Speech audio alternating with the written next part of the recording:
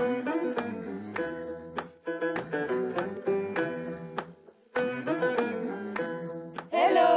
We are the COCORICA team. Welcome to COCORICA's universe.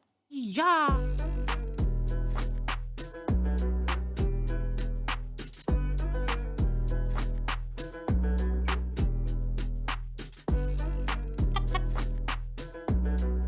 One of our main goals was to talk about inequality between men and women. We chose to do a comedy to reach a larger audience. We drew inspiration from animation movies like Coco or the TV series Fleabag, which deal with tough topics like death and loneliness with a lot of humor. Our first challenge was creating a universe mixing 3D and handcrafted models. We were attracted by combining detailed manual work with the freedom that animation offers. We wanted to get the viewer lost between what's real and what's fake. The village was designed to look like the chickens I made it themselves. So we used recycled materials. Just for the roof of the COCORICA, we produced 3,128 tiles. I defined the scale of the model from a 3D layout. The blocking allowed me to establish the model measurements and the distances between them before shooting. I also used this blocking to create all the concept art and the final design of the houses. I relied on the blocking as well to create the camera placement and define a layout with workable distances. In order to enhance the deep fake aspect of the story, we struck a balance between cartoonish and realistic art direction. This drove our decisions in terms of character design, animation, and rigging. For example, I decided to shape our chickens in a way that allowed them to behave like humans. Their knees bend forward, their beak move like lips, and their wings work like hands. The next step was mixing this process with the right animation style. We studied Despicable Me and Hotel Transylvania to find silhouettes and dynamics. Mixing cartoonish and semi-realistic styles created a strong contrast between extreme and simple actions. We also worked in post-to-post to give more dynamism and personality to our characters. All of the choices accentuated the comedy in the film. I shot real references for the simple actions and drew posings to find the right shapes for the extreme cartoonish actions. The rigging supported the animated humor with an advanced skeleton, which I used to make a basic rig. This allowed us to adapt each character's personality to the animator's needs. I created around 100 facial and corrective bend shapes for every chicken. This simplified and improved the animation.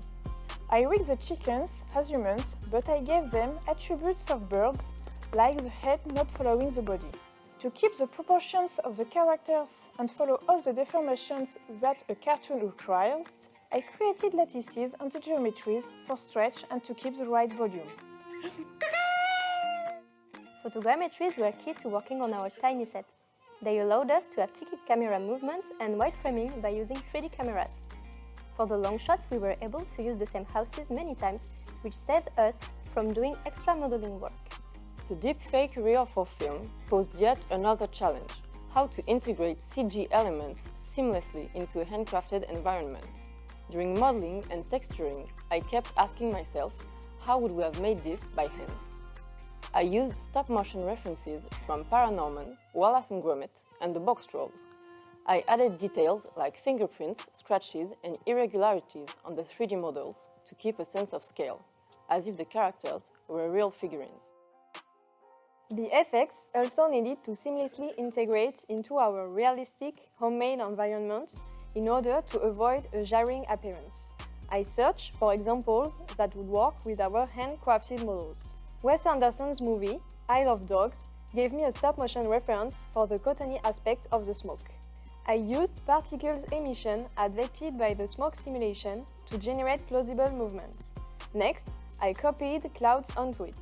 Finally, the cartoon Tex Avery gave me ideas about how to give a cartoonish style to my FX in accordance with our animation.